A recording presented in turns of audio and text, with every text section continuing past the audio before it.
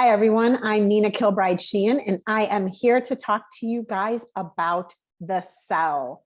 The cell is the building block of all of our body. It's the foundation of everything. And I've got this butterfly here because this butterfly represents transformation. And in order to transform your health, you need to transform your cells. As I said, I'm Nina Kilbride-Sheehan. I've done a lot of different things in healthcare. I'm just letting you know who I am and why I'm here talking to you about this. I actually taught pathophysiology and pharmacology at the college level. So I have a wide range of experience in healthcare. And you can see me on the right there. That obviously is me. And you might mistake me for the person in the middle. The person in the middle is Wonder Woman, not because I am a nurse, but because I am a mom, an MOM.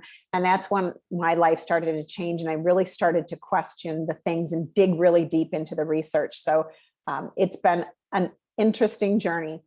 So let's get talking about what you're here to listen to, about the cell, because everything boils down to the cell. I'll give you just a quick little primer on what the cell is, just so that you understand the concepts. Our cells are where all of the work in our bodies happens. Our cells have reaction after reaction after reaction occurring within them. It's estimated that a single cell in our brain has around 100,000 chemical reactions per second. Now that is astounding to me. And if you think of how many trillions of cells we have in our body, not everyone is going to be as active as your brain cells, or some cells will be more active than others, but that's a lot of chemical reactions in our bodies. So we want to make sure that our cells are functioning properly, because if they're not, our bodies won't function properly. So it's important to understand the basic concepts of this. Now, this is the cell right here. You can see that there's a cell wall, a cell membrane around it. It's like a wall. So that cell membrane is this double lipid layer. It's a double fatty layer. And we have to have good fats in there because we need to have the proper types of fats so that that wall has stability and yet the flexibility of allowing things into the cell, because you want to allow good stuff into the cell, like down here in the right corner, nutrients, oxygen, and then different types of hormones, your thyroid hormones, your sex hormones, your stress hormones, your hunger hormones, your insulin, all these different hormones talk to each other. Neurotransmitters also might, depending on the cell, may need to get in and out of those cells.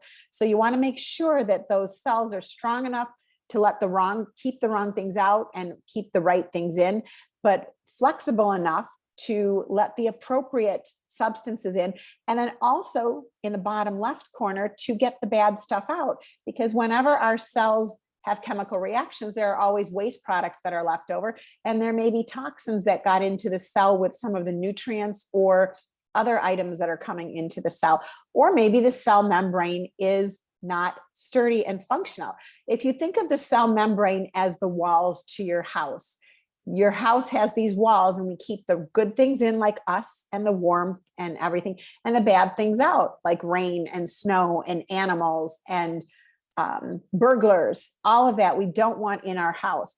Same thing, we don't want wrong things in the house of our cells. We don't want wrong things in the building blocks of our bodies. So if our cell walls aren't created properly, they might not be sturdy enough to keep the right things out, and they may not be flexible enough to allow the right things in, or they're allowing too many things in. So that's an important concept, the cell wall.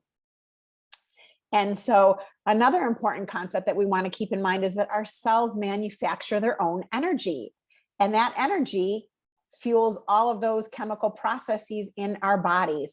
And our little powerhouses are just illustrated right here in yellow, and those are our mitochondria. If our mitochondria get damaged by toxins, then we are not going to be able to produce the right amount of energy that we need to keep our cells healthy and functioning properly. So those are very important concepts to keep in mind when we're talking about the cell. Now, if wrong things get in and our cells aren't functioning properly, or we're not able to get the waste products out of the cell, then our cell starts to get inflamed. And then all of this cytoplasm in here starts to swell. And that's one of the phases of our immune system. The first phase of healing is inflammation. So our cells get inflamed because they want to get fixed. The problem is if we're exposed to toxins, whether they're physical toxins or even emotional toxins, psychological toxins, can cause similar reactions. Obviously, physical toxins such as mold or heavy metals, those have persistent and different types of effects because those really interfere with the inner workings of our cell. But stress and that psychological trauma causes hormones to be released. And then if that stress is not relieved, then that continues to impact your cellular function. So when inflammation happens, think of your cell as a bucket. So this is your cell right here. It's a big bucket. And when it starts to get inflamed and swollen, things start to spill out of it. And so think of it as a toxic overflow from trauma, infections, or actual toxins.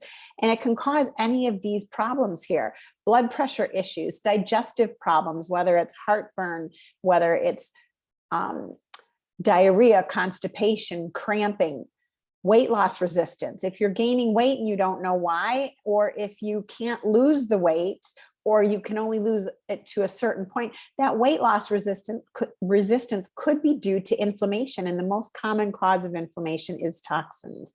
So inability to handle stress. So we might think that, oh, well, we're just not managing our stress very well, but it might be a physiological reaction in our bodies that cause us to manage stress less effectively. Exertional malaise, dizziness, brain fog, temperature dysregulation. I used to have freezing cold hands. My temperature was always really low in the morning, like 96 to 97 upon waking. That's not normal.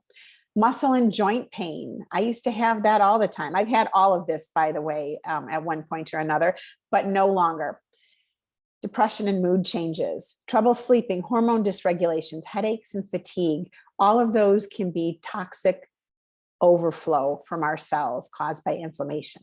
So let me know if you guys have any questions, but I welcome you to this series, and I would love for you to give me any feedback that you can, and take a look at the next video. It's on your immune system, which is the basis of everything. So anyway, you guys have a great day, and thank you for tuning in.